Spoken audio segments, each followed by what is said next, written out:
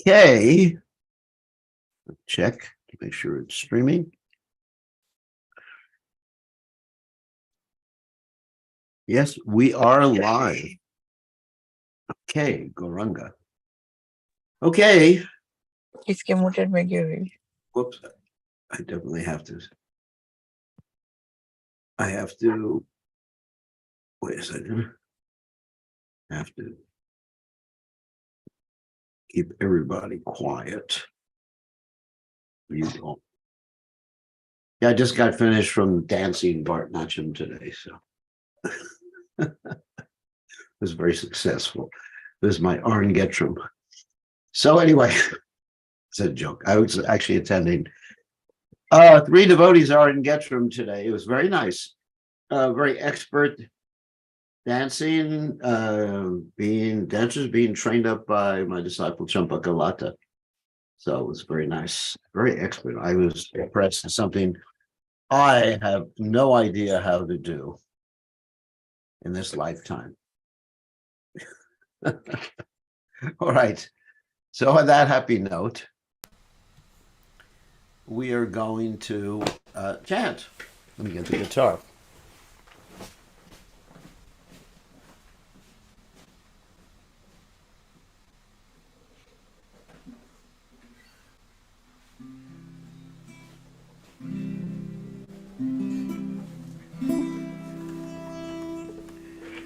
The only dancing I know how to do is the Prabhupada step.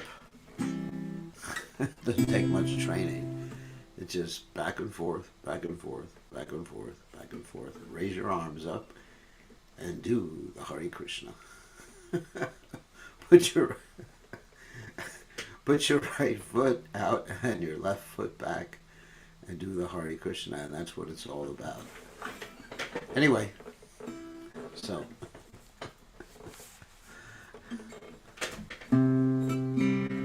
but we appreciate if someone is very expert, it's impressive.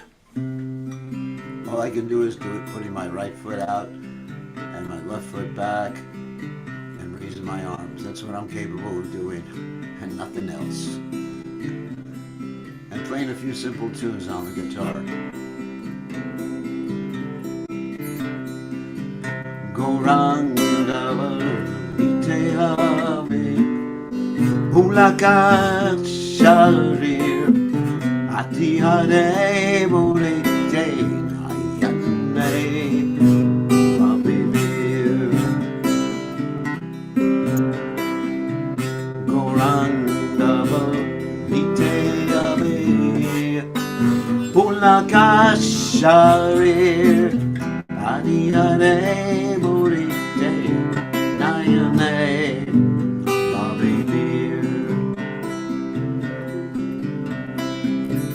Harakave Dai Jande Corona High Samsara Dvasana Murakabe Tujaibe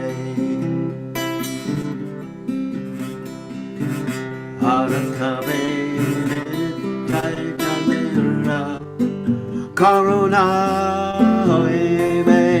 Samsara Dvasana Kave to Jaiva Vishaya Chitikari Judabe Mana Kapiramaya Mosri Vrindavanava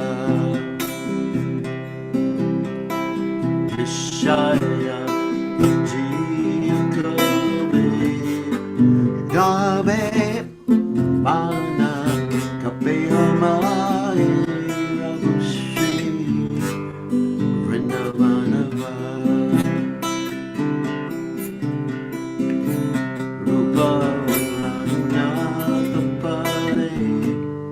Oibeako Te Kapeyama Bushamuse Yugala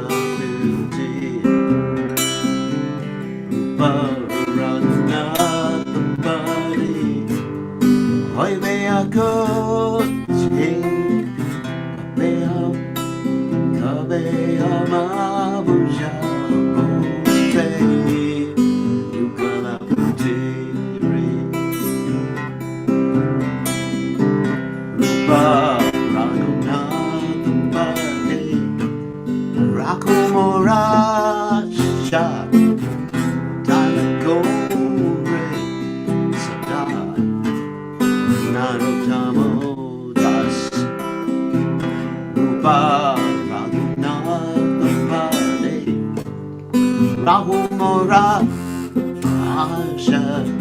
Tanakore Da Narutamodas Nindorangama Niteame Pulakashare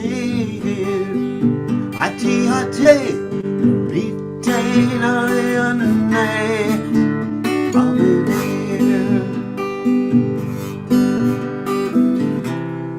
Gorangavaleteame Pulakasharir Adiade Mulitainayane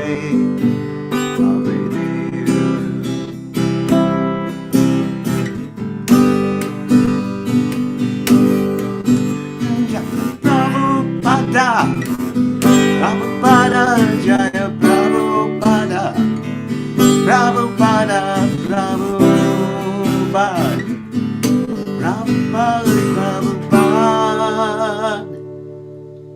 Prabhupada Jai Om Vishnu Pad Paramahansa Paravitakacharya also tells that Shri Srimad, His Divine Grace, Abhaya Chalananda Bhaktivedanta Goswami, Srila Prabhupada Ki Jai, ISKCON Founder Acharya, Srila Prabhupada Ki Jai, Anandakoti Vaishnava Vrinda Ki Jai, Namacharya Srila Haridas Thakur Ki Jai, Prem Se Kaho Shri Krishna Chaitanya, Parabhu Nityananda Shidwaita Garadha Shivasati Gaur Bhakta Vrinda Ki Jai, Shri Shri Radhakrishna Gopi Gopinath Sayam Kunda Radhakunda Giri Govardhan Ki Jai, Vrindavanam Ki Jai, Mathuram Ki Jai, Jagannath Swami Ki Jai, Yamunamai Ki Jai, Shrimati Lassi Devi Ki Jai, Samaveda Bhakta Vrinda Ki Jai, Gaur Premananda Hari Hari Bol.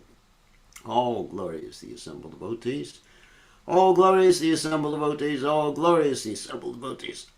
All glories to Shri Guru and Gauranga Srila Prabhupada Ki Jai, Nama Om Vishnu Padaya Krishna Prastaya Bhutale Srimati Bhaktivedanta Swamini Tinamani Namaste Saraswati Deve Gauravani Pacharni Nivashesha Shunyavadi Paschatya Dejatarne.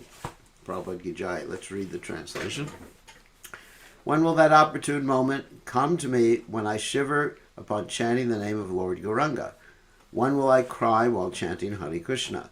When will I receive the causeless mercy of Lord Nityananda so that my desires for material enjoyment become insignificant? When will my mind be purified of material anxieties and desires so that I can understand Vrindavana? When shall I be very eager to study the books left by the 6 Goswamis of Vrindavan so they can understand the conjugal love of Radha and Krishna? The lotus feet of the 6 Goswamis are my only shelter. In constant separation from them, I remain Narottama Das. Narottama Das Thakur Ki Jai. So, we're going to continue with our study of Bhaktivinoda Thakur's Jaiva Dharma. And we're in a very interesting part of the Jaiva Dharma where Chandranath, that is the son of Lahiri, is trying to take his father away from Krishna consciousness, and the way he's doing that is he's enlisted the help of some so-called Brahmins. And so we're in the middle of a discussion between these Brahmins and I believe it's Vaishnava Das at this particular point, who used to be a sannyasi. Okay, so let's go. So, Omagana Timidandasha Garanjana Shalakya Chakshuran Militam Yeda Tasmai Shikarveda Maha. I offer my respectful obeisances unto the lotus feet of my spiritual master, His Divine Grace, A.C. Bhaktivedanta Swami Srila Prabhupada, who so kindly opened my eyes with a torchlight of knowledge while I was blinded in the darkness of ignorance. Okay, so let's share the screen. Where is that screen? Hold on a second. It is somewhere. Yeah. It was covered by another screen. Hold on a second. Jaiva Dharma ki jai. Okay. Just set this up so we can read it and center it on the screen. Okay. All right. So Chudamani is one of the so-called Brahmanas that's arguing with Vaishnavadas. Vaishnavadas is the spiritual master of Lahiri, and he's trying to understand things, but not really. He's trying to defeat the Vaishnavas and show the Vaishnavas they don't know what they're doing, especially since the Vaishnavas the other day met with some Yavanas and had a philosophical discussion with Yavanas who were actually Vaishnavas of a different faith. It was interesting. So Chudamani said, what is the true faith? Tattvika Shraddha. Vaishnava Das, the devotee, said, production of conviction in the existence of the Lord with a sincere heart and simple actions for the Lord is called faith. In other words, faith means to fully trust Krishna and to do what Krishna wants, as the Chaitanya Charitamrita says, defining faith, Shraddha Shabde Vishashakahi Sudrita Nishya. That faith means to have trust that by doing what the person you have faith in asks you to do, everything will be accomplished. One may have erroneous faith in the Lord with an impure heart on seeing material actions and perform actions filled with longing for position, pride, and selfishness. That is called Tattvika Shraddha. That's false faith. Tattvika Shraddha is also called Shastriya Shraddha. That means faith based on scriptures by some great souls. That Tattvika Shraddha is the cause of qualification for bhakti. Chudamani said, some persons may have Shastriya Shraddha, but their nature is not elevated. Are they qualified for bhakti? Vaishnavadas said, one's nature is the cause of qualification for karma.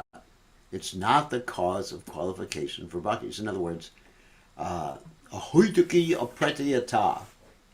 There's no material cause or any cause for bhakti. Bhakti is its own cause.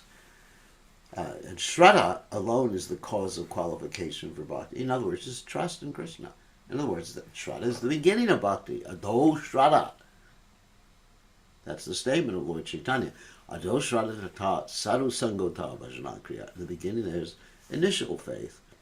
And then you associate with the devotees and do what the devotees do, which is eat prasadam. No, engage in bhajana kriya. So please examine the following verse from the Bhagavatam. Jata Shraddha Matkar Katashu Nirvina Sarvakamasu Veda Dukhatmakam Kaman Parityage Shandishvara Tato Bhajeta Mam Prita Shradhalur Drida Nischaya Jushamanas Jatan Kaman Dukodar Kams Jagar Hayan. Having developed faith in topics about me, that's Krishna, and being disgusted with all karmas, a devotee knows that all enjoyments are filled with misery. That's a fact. Yeah, there's happiness in the beginning, but it's like nectar in the beginning. And then at the end, it's like, what? Veneno. That's Spanish for poison. It's like, all right, an example I often use is that when a fish bites on a worm that's on a hook, it's the first instance is probably, wow, nice tasting worm, nice and juicy. But then the hook goes into his mouth and actually, I won't even tell you what it does. It creates havoc in the fish's body. So he gets a little taste, a little taste of the nice worm. So in the same way, we're going after worms. We get a little taste, and then we bite, and we get caught up. Oh my God, in so many activities just to pay for the worm. That's actually quite funny. That's a good sannyas class. Anyway, I'm not going to go there. So, be disgusted with all karma, but he is unable to give them up. Still, with affection for me, with faith and determination, he will continue worshiping me, while at the same time partaking of those enjoyments which give rise to suffering, and yet condemning them. That's interesting. That's like the beginning devotee is still going after, the carrot on the stick, and he understands philosophically, but he said, he understands. Okay, but I can't control myself completely. But at least I understand that I'm rascal. So Srimad Bhagavatam 11:20, 27 to 28 says, Proktena bhakti yogena bhajato masakrin mune kamaridya dashanti sarvamai radistate. When an intelligent person engages constantly in worshipping me through bhakti, as previously described by me, all material desires within the heart are destroyed, since I am situated in the heart. Vijante Radhikrantis, and famous verse, Chijante Sarvasangshaya, Shiyante Chashakarmani Mayi Drishte Kilatmani. Ahankar is cut and all doubts are destroyed. On seeing the Lord in the mind and with the eyes, all karmas are destroyed. That's from Bhagavatam 11:20, 30. So in other words, whatever one's motivation is, if one has some faith, even if one is completely contaminated, even if, oh my God, I just looked at one of the messages. If one has some faith, then one will eventually get purified of that contamination. Yat karma viryat tapasyagyana vairagyatasjat yogena dana dharmena shayobir itaraya rapi sarvam bhakti yogena madbhakto labaten jasa swarga pavargam adama katanchit yadivanshati. Everything that can be achieved by karma, penance, jnana, and vairagya. Karma means like karmic work. Penance, austerities. Jnana means knowledge. Vairagya means detachment. Mystic yoga, I think you understand what that is. Charity. And all other auspicious means of perfecting life is easily achieved by my devotee through bhakti. If some or other my devotee desires swarga, that means going to the heavenly planets, liberation or residence in my abode, he easily achieves such benedictions. That's from the Srimad Bhagavatam 11:20, 32 to 33. But actually we should just want to serve. We should just want love and service. That's all we should pray for. That's what the Hare Krishna mantra is. The Hare Krishna mantra isn't, my dear Lord, please take me to Swarga, please take me here, please take me there. The Hare Krishna mantra is, my dear Lord, please give me bhakti. Let me serve. By association with devotees and hearing about the Lord, one may develop a taste. He is not inclined to any karmas. He begins chanting the name with firm faith. The person is not able to give up his attraction to material objects, but understand that those attractions to be foolish. He enjoys them while criticizing them. That is funny. And I see that all the time with devotees. They're enjoying things and they criticize those same things. Especially they criticize it in others. A devotee will talk very heavily about material enjoyment. The next minute, they'll overeat.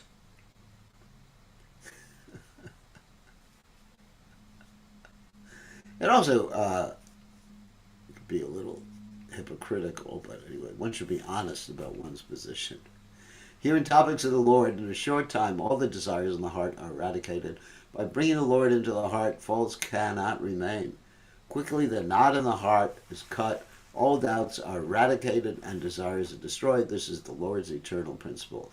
Whatever can be attained by karmas, austerities, jnana, vairagya, means knowledge, renunciation, Ashtanga yoga, Ashtanga yoga, you know what that is, charities and all types of sat karmas, that means karma activities that are prescribed for Brahmins, can be attained by the devotee more quickly and easily through bhakti yoga. This is the progression of bhakti yoga which arises from faith. Chudamani said, what if I do not respect the Bhagavatam? Vaishnava Das said, this is the conclusion of all scriptures. There's one scripture. If you do not accept Bhagavatam, other scriptures will give you pain. In other words, you won't know the goal of all those scriptures.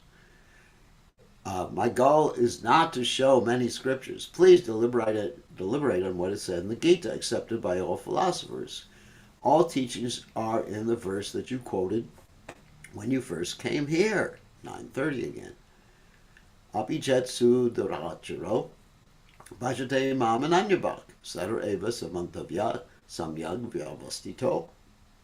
He saw, if the most sinful person worships me with no other desire than to please me, I still consider that person to be my devotee, since he has fixed himself completely in me.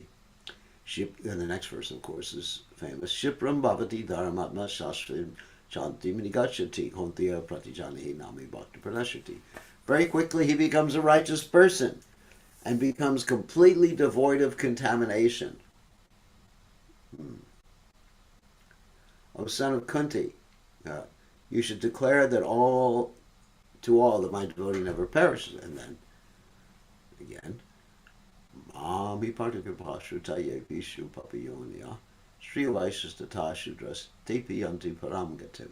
Even those born in sinful situations, such as women, Vaishyas, Shudras, and even the outcasts, if they surrender to me, attain me, the supreme goal. A person who, with firm faith in the Lord, engages in worship by hearing and chanting the name, as the Hare Krishna mantra, though he acts contrary to the manuals for karmas because of his bad nature, should be considered to be a devotee because he is following the path of bhakti, engaged in wonderful actions.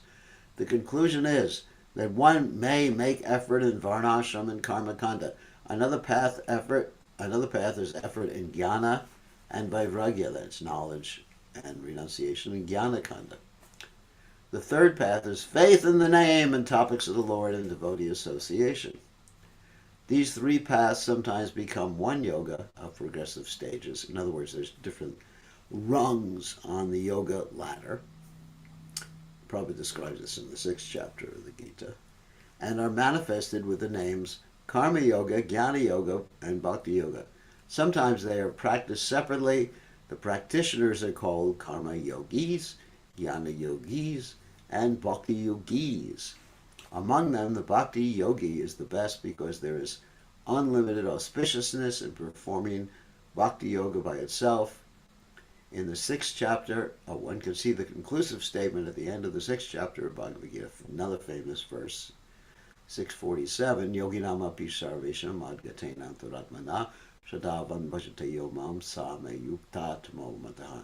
But I consider he who worships me with faith, with mind attached to me, to be greater than all types of yogis. He's the best yogi. One must understand, Yoginam api sarvesham, of all the yogis, he's the best. One who makes me the goal, that's Krishna the goal. One must understand well the meaning of the phrase Shipram Bhavati Dharmatma. He who takes shelter of bhakti with faith has the faults in his nature and character quickly removed. Where there is bhakti, dharma follows. The root of all dharmas is the Lord. The Lord easily becomes dependent on bhakti. If the Lord, in other words, Krishna is controlled by pure devotional service, one of the qualities listed by Jaiva Dharma in the Bhakti Rasamrita Sindhu. If the Lord resides in the heart, Maya, which binds the jiva, is quickly removed. That does not depend on any other method. From Bhakti, Dharma arises and makes his heart filled with Dharma. As soon as lust is removed, peace enters the heart. The promise of the Lord is that his devotee will never perish. It's very interesting. So, yes, kalo nishteva nishteva nishteva gathiranyata harinara harinara harinara eva kevalam kalo nishteva. And like that's from the Brihad Naradi Purana. Karmi, it means chant the holy name, chant the holy name, chant the holy name. There is no other way. Karmis and Jnanis practicing their path can fall because of bad association, but the devotee by association with the Lord cannot have any bad association, thus he does not fall. So whether a person, as long as he keeps good association, the trick is to always keep good association. Whether a person is born in a sinful family or a Brahmin family, it doesn't matter. He's able to attain the supreme goal if he's engaged in devotional service. Chudamani said, it is better to determine, he's arguing, qualification by birth according to our scriptures. One is born in a Brahmin family, performs Sandhya Vandana, that's the prayers the 3 times a day, etc., attains jnana, knowledge, and finally that person will definitely attain liberation. I do not understand how faith is born. In the Gita and Bhagavatam, I see teachings about bhakti arising from faith. Please clearly explain how the jiva should perform actions to receive faith. Oh, here's an interesting statement by Vaishnava Das. Faith is the jiva's eternal nature. Attachment to karmas in varnashram arises from the jiva's naimitika nature. That means temporary nature, because he's in contact with matter. Not his real nature, not his swarupa or nitya dharma. It's temporary, a temporary manifestation. This is the conclusion of all scriptures, the Chandogya Upanishad. Some people pronounce it Chandogya, and that's probably more correct. Chandogya, dog, like almost like dog. Chandogya Upanishad. Some people pronounce it Chandogya, Chandogya Upanishad. 7.19.1 states this: Yadava Shadadati Yata Manyute Na Shadadan Manyute Shadadad Eva Manyute Shadat Viva Vigyasita Vyeti Shadam Bhagavato Vijnasati. When a person has faith, he can know. If he has no faith, he cannot know. From faith alone one can know. You should know about faith. Teach me about faith, O Master. This is from the Upanishads. So, yeah, as they say in the Bible, faith can move mountains. Some wise men have said that the meaning of faith is conviction in the Vedas and the words of the Guru. That meaning is not bad, but is not clear. In my Sampradaya, the word faith is described as follows: Sharatvanan Twanyopaya Varjam Bhakti Unmukhi Chittavriti Visheshaha. Faith is the special function of the heart inclined to bhakti, devoid of other methods. That's from the Anaya Sutras. And so, of course, that's Krishna conscious faith. But Krishna also says in the Gita that one desires to devote himself to a particular deity, he makes that person's faith strong. So there's non-devotional faith. So when in devotee association one hears topics of the Lord and the heart understands that the jiva cannot attain anything eternal from karma, jnana, or other methods, there's no other goal for the jiva except taking shelter of the Lord's feet with pure love. One should understand that faith in the Vedas and Guru's words has manifested. The form of faith is described as follows: Sacha Shananapati Lakshana. Faith is characterized by surrender. So this is very similar to the statement that I quoted before. Shraddha Shabde Visha Shakahe Siddhita Nishya by Lord Chaitanya Mahaprabhu. That one's faith means that one has trust and one does what the person whom one has trust in wants. So that's surrender. That's the same thing as Sharanagati. Surrender is faith's external quality. Surrender is described as follows. So, it's interesting, Bhaktivinoda Thakur is quoting his own book, the Amnaya Sutras. I thought it was Bhaktivinoda Thakur's own work. Anukulyasya sankalpa pratikulyata vivarjanam. This is what surrender is. This is Lord Chaitanya's teachings. All right. Rakshis yatiti vishvaso katritve varanam tata apanikshepa karpanye sadvira sharanagati. The 6 divisions of surrender are: 1, the acceptance of those things favorable to devotional service. I've spoken about this a lot. 2, the rejection of unfavorable things. 3, the conviction that Krishna will give you protection. 4, the acceptance of the Lord as one's guardian and master, and then after that, actually it's a little bit different expression than Chaitanya, at least translated by Prabhupada, full self, surrender, and humility. So the way Prabhupada translates the last three is instead of protect the acceptance of the Lord as one's guardian and master, Prabhupada translates that as understanding the Lord will always maintain you, which is the same thing as guardian. And he also translates that as full self-surrender. He translates that as having no separate interest other than the interest of the Lord. And humility is always being meek and humble. So it's pretty much the same thing, just a different way of looking at the same words. But those are the 6 symptoms of Sharanagati, which are very important to learn. If you want to surrender to Krishna, that's what it means. I will do what is favorable for pure bhakti and will reject what is unfavorable. That is my vow. The Lord is my protector. Wow, that sounds like a biblical verse. The Lord is my shepherd. I shall not want. Wow. In other words, he takes care of you. He protects you. It's interesting. That's surrender. I gotta look that up later, that whole verse, because it's really a beautiful verse from the Bible. Let me write that down to remind myself.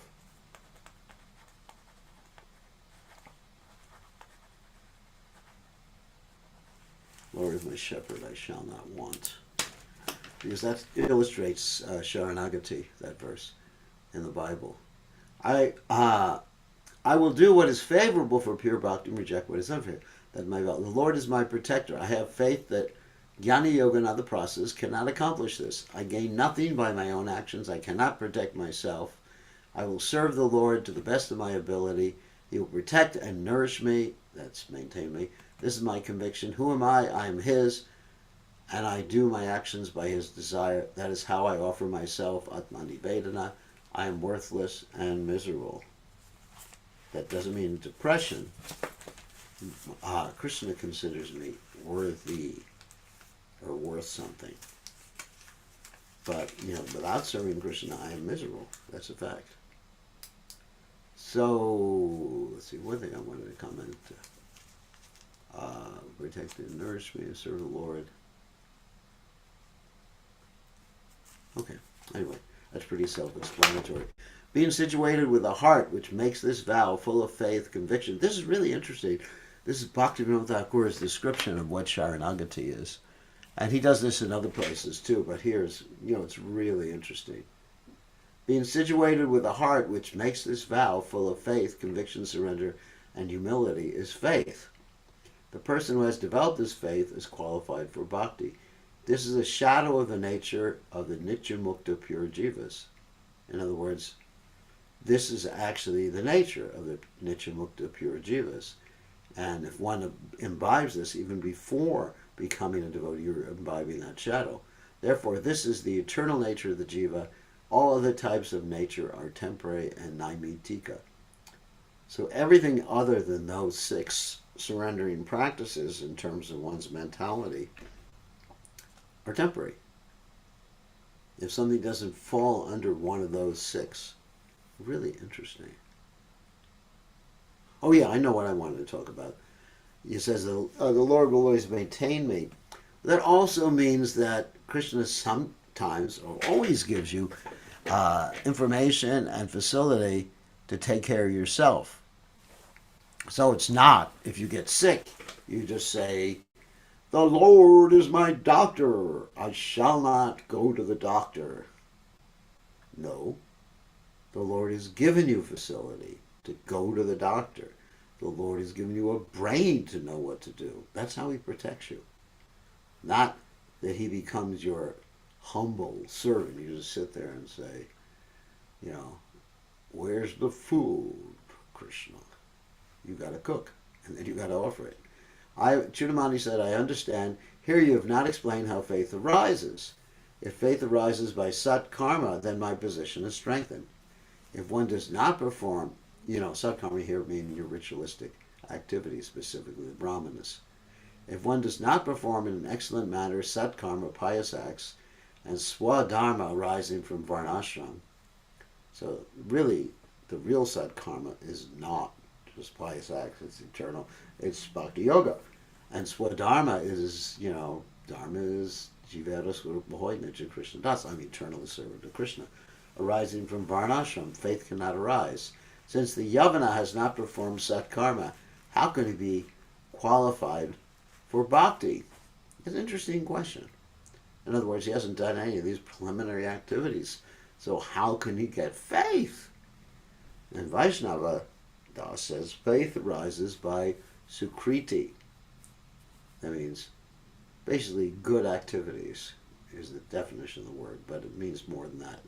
This is related in the Brihad Naradiya Purana. Bhaktistu Bhagavad Bhakta Sangena Parijayate Satsanga Prapyate Pumbi Sukritai Purva Sanjatai. Bhakti arises by association with devotees of the Lord. That association is attained by persons who have previously accrued sukritis. Good actions. So anyway, but also devotees are so merciful that even if one doesn't have that sukriti, they will give you the sukriti. That's really interesting. So they will go out in kirtan and they get the sukriti, it's called. Even without your knowing it, you're getting that sukriti. They go out in the Harinam, they'll distribute books, and you're getting sukriti without your knowing about it. And then you get bhakti. So sukriti can be given, in other words, it's a haitukiya pratyata. So vaipung sang paradama yata bhakti haita yata bhakti hoksaje haitukiya pratyata yatma supersedate. There's no material cause to bhakti. But it's the association of devotees which is given without any sukriti. And then that's your sukriti. Sukriti are two types, nitya and naimitika. So in other words, there's spiritual good actions, and naimitika means material actions that bring you to the mode of goodness. That sukriti by which one attains association with devotees of bhakti is nitya, eternal. That sukriti by which one attains material enjoyment and impersonal liberation is naimitika. You do material pious activities. The sukriti which gives eternal results is nitya, or eternal, and the sukriti which gives results which takes shelter of a cause, material motive, is naimitika, or temporary. Because material enjoyment, bhukti, clearly takes shelter of causes, it is not eternal. In other words, there's no cause for pure devotional service. Many people think that liberation is eternal, but they conclude in this way because they do not know the swarup of liberation. In other words, impersonal liberation is not eternal because you fall down from the Brahmajyoti. So they don't know the actual form, swarupa, of mukti, or liberation. The Atma is pure, eternal, and unchanging. The jiva's association with Maya is the cause, or nimitta, for bondage. Cutting that bondage completely is called liberation. Being liberated from bondage takes place in a moment. The action of becoming liberated is not eternal. In other words, your seeking liberation the seeking is not an eternal activity, because once you get liberated, then the seeking ends. As he says this in the next. The moment liberation occurs, seeking liberation ends. Destruction of the cause of bondage, nimitta, is liberation. Thus liberation has a causal nature, naimittika. Now he's just talking about liberation in the sense of getting free from the material entanglement without devotional service. So here's the other side. Attraction for the Lord's feet has no end. It is nitya dharma. In other words, there's two words, the sadhana and the sadhya. The hankering for Krishna consciousness is not temporary, or the sadhana we perform as the process of becoming Krishna conscious is not temporary, because we continue doing it. So the goal is the same as the process, and the process is the same as the goal. Does that make sense? Because in the spiritual world, you are chanting. You may maybe not reading books, because no need for books in the spiritual world, but you're talking about Krishna. So these aspects of, and deity worship in the spiritual world, you're addressing Krishna. So this is Nitya Dharma, or also Nitya Karma. One cannot call even a part or limb Naimitika temporary if one deliberates purely. That bhakti which produces liberation and then disappears is a type of Naimitika karma. In other words, one worships Krishna to get liberated, but really doesn't consider that the goal. Bhakti performed previous to liberation, during liberation, and after liberation is different. It is the eternal tattva. Because the process of bhakti, we're not talking about varnashram now, we're talking about the process of bhakti, the 9 processes of bhakti, beginning with hearing, chanting, remembering, are done in the spiritual world. All the processes are done. You're serving, you're surrendering, becoming the friend of Krishna, realizing Krishna's your friend, you're praying to Krishna, or at least talking to Krishna. This is the Jiva's Nitya Dharma. Liberation is merely a secondary result of bhakti. Mundaka Upanishad 1:2-12 says, Pariksha lokan karma chitan brahmano nivedamayan nastya krita kritena. After examining all the worlds attained by karmas, the brahmana should become indifferent. One cannot attain freedom from karma by acts of karma. It's impossible. Simply by acting and accruing good karma, you don't become free of karma. You become entangled more. It's even said in the mode of goodness, one becomes entangled with the false sense of happiness and thinking that they have knowledge. So you become just as entangled. I mean, of course, from the mode of goodness, it's easier to understand spiritual life, but it's not necessary. Tadviganartam sagurumeva vigachet samhit pani shotriyam brahmanishtam. Famous verse. To understand these things properly, one must humbly approach with firewood in hand a spiritual master who has learned of the Vedas and firmly devoted to the absolute truth. So, firewood in hand is not taken always literally. Please, none of my disciples should come to me with firewood. But the idea is being a humble servant. Just like Krishna, he was out collecting firewood for his spiritual master, Sandapani Muni. He got lost in the woods. Karma, Jnana, Yoga are all Naimitika Sukriti. Association with devotees and association with the activities of bhakti are Nitya Sukriti. Eternal. Naimitika is temporary. Those who perform Sukriti birth after birth develop faith.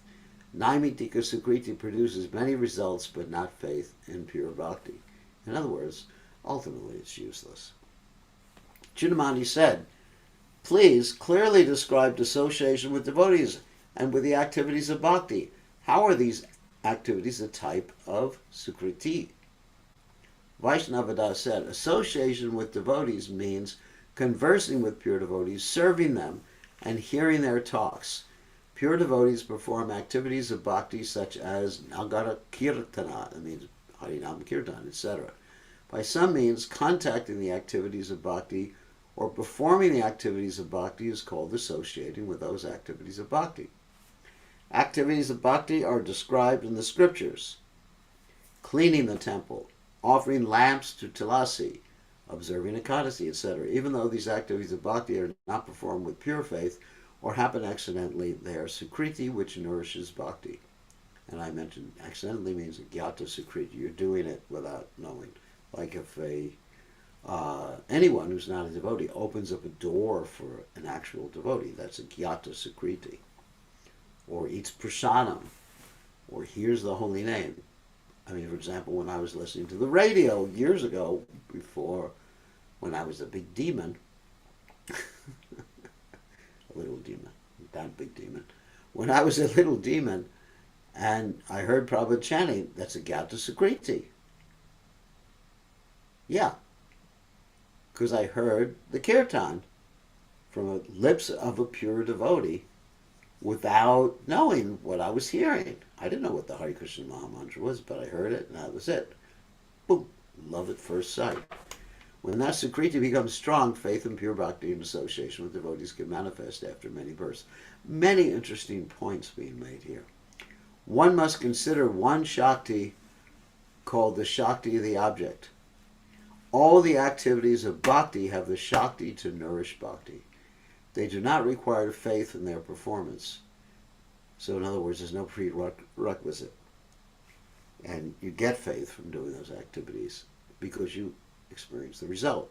Pratyaksha bhagamam dharmyam shushukam kardamam. You have a direct experience. Even if performed with inattention, there is sukriti. Prabhasa Kanda says, Madhura Madhuram Mitan Mangalam Mangalanam Sakala Nigama Vare Satpalam Chit Sarupam Sakrelapi Pari Gitam Shradaya Hirayava Briguvara Nara Matram Tarayat Krishna Nama.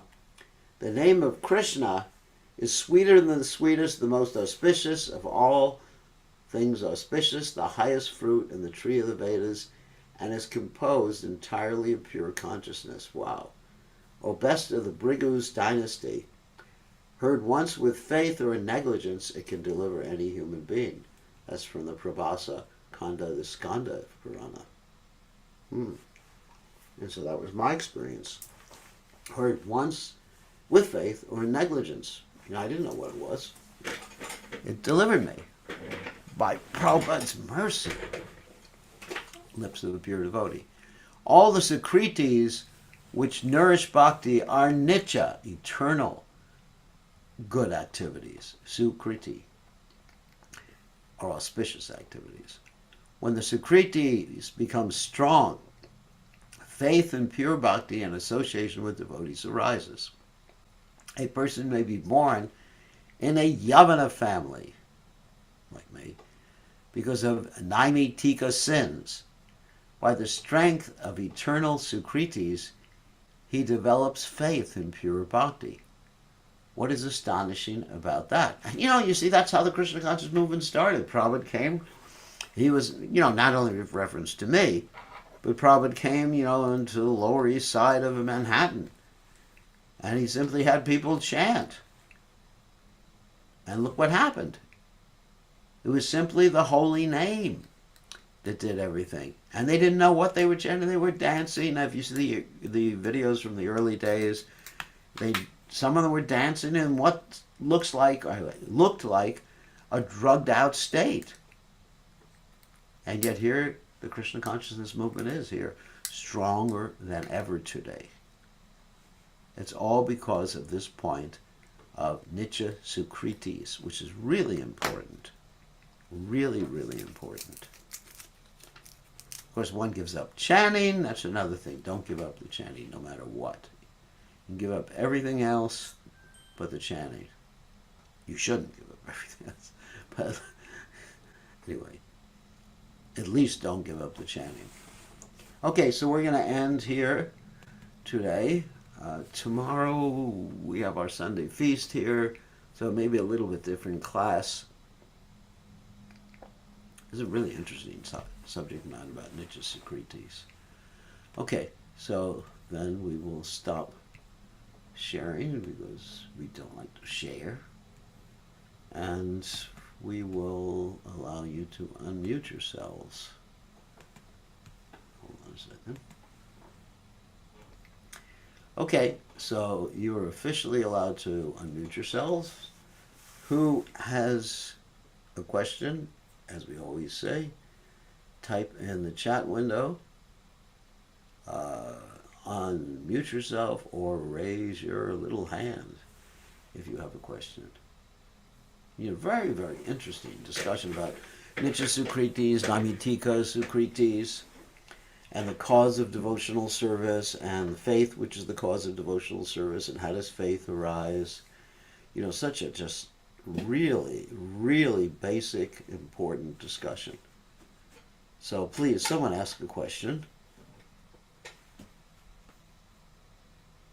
Question. Gurudev, please accept my humble obeisances. Okay. Oh, you look better, Rakesh. Look like a human being today. Thank you. Gurudev, we put tilak on our forehead Yes, because sir. this should signify the feet of the Lord Krishna, and the bottom one is the tulsi leaves. That's right. We also put tilak on Krishna's face. Why? Because Krishna wants to be a devotee. He is a devotee of Radharani. Uh, because it's Krishna, it's a sign. With Krishna, it's not. He's not putting his own feet on his head. With Krishna, it's I guess it's the lotus feet of Radharani, but Krishna takes shelter of the lotus feet of Radharani. But it's a Vaishnav sign, and it can be taken in different ways according to the situation. But certainly, Krishna doesn't put his own feet on his head or a sign of his feet on his head. But Krishna can put Tulsi there. I mean, that's Krishna. That's the way Krishna is. It also because Krishna does it, and it's not that everything Krishna does has, or not practically nothing Krishna does has like a material reason. So Krishna likes it. That's another explanation. And therefore, we as Krishna's devotees do the same thing, and we have a different explanation for it. That's another way of explaining it. But Krishna doesn't put his own feet. Of course, he's his best devotee, but that's not the cause of Krishna's tilak. You know. Thank you, Gurudev. Okay, so who else has a question? Someone else has a question about something interesting about Nitya, Sukriti, and Namitika Sukriti. This is your opportunity. Nobody has a question. Such interesting subject matter, and I guess everybody understands what Nitya Sukriti. Oh, Sumuk, you have a question. Yes, Gurudev. I just want to ask one. This is a simple question about when you do dress the deities. Uh, the mood we should have in dressing the deities. Like sometimes we see the weather is hot in Fiji, so we don't we take off the top part of the top Yeah, of the top dress of Krishna, and we just dress like that. And sometimes they do it for Gornitai too, and Lord Ram and Lakshman too. Uh, is that right thing to do, or that's an interesting point. Prabhupada remarked in the Western world, and you're not really the Western world, that Krishna should have his chest covered, but he can cover it with other things other than the shirt or the blouse. There's other ways. So it gets pretty hot there. So maybe there's some other different that you cover them with flowers or some other way. From my reading of Prabhupada's instructions, that Krishna should not be completely bare chested on the altar. There should be some covering. That's my reading. Like sannyasis, for example, sannyasis, when it gets really hot, are not supposed to go completely bare chested. They're supposed to put the uttariya, the cloth, the cape, the cape with the riya. They have the cape, but sannyasi is not to be completely bare chested like that. okay? It's not considered proper. And so there has to be some covering. That's my understanding. Prabhupada's instruction about deity worship. Well, there was a question.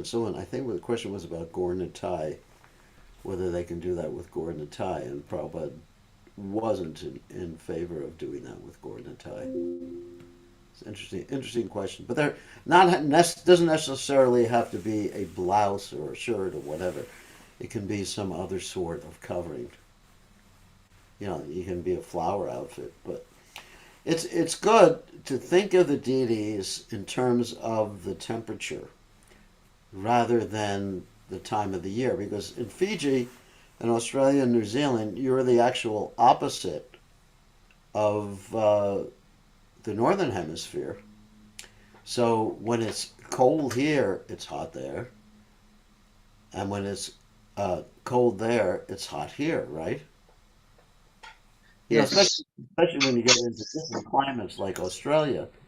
So if you follow ritualistically, let's say here we follow, the Indian system basically. When it's springtime, we start using the peacock fan. It's a certain time of the year. But if you start doing it when it's our springtime, that's I mean, at least when it's colder, that's stupid because it's cold. So we've had, and even here in North Carolina, I've seen devotees, even when it's freezing outside, just because it happens to be a certain time of the year, they'll say, okay, we're supposed to use the peacock fan, but it's freezing. I'm wearing long underwear. I have a scarf around my neck. I'm choking to death because of the temperature. And they're fanning the deities like Krishna's cold. Another point is when you use Chandan on the deities or Chandan on Prabhupada, I often question this. Why would people put Chandan on Prabhupada's head when it's cold out? Prabhupada said the whole point of Chandan is to cool the head. You put it on the temples, actually. It's supposed to be put on the temples. So if it's really cold, why would you want to subject Krishna or Prabhupada to more cold? This is not, I mean, at least here. Here it gets really cold. It gets so cold that your nose will freeze to your face if you're not careful. I mean, one day here, I think this year, it got down to, in Fahrenheit, like 5 degrees or 6 degrees or something like that. And in centigrade, that's like minus 15 or something, or minus whatever it is. I have to calculate it. It's actually less like that. It would be minus 10 or something like that. Minus 10 or 12. But so, can you imagine fanning someone when it's that cold out? Or putting chandan on their forehead? But I see the devotees are so ritualistic. They just keep doing these things, even though the climate, the temperature is not really appropriate. So definitely dress Krishna lighter when it's hot out than at other times. I mean, you wouldn't dress yourself when it's really hot in Fiji. You wouldn't dress yourself with, a sweater and everything like that. So why put a sweater on Krishna? Anyway, so actually, it's a very good point. The deity worship means to treat Krishna like a person. Of course, to a limited extent, you don't put a swimming suit on the deities. You dress Krishna in shorts or uh, you know, give him a guitar or something to play. I mean, there's limitations to it, but at least you should be conscious of the environment and think you're serving the deities because you want to give pleasure to the deities. Good point. Okay, so now No, everybody's one more clarification, Gurudev. We know that saving Radha and Krishna Prabhupada said should be in the mood of Rukmini Dwarkadhish. yes, And what about addressing Sita Ram, Lakshman, and Hanuman? awe and reverence. Are It's the mood of awe and reverence. It's not that. I mean, Lord Ram. Nobody approaches Lord Ram in like an intimate mood. It's not that you go up to Lord Ram, even in the spiritual world, and just like punch him on the shoulder and say and wrestle with him, unless you're Ravan or something like that. So Ram is definitely a worship in the Lakshmi Narayan mood. Always.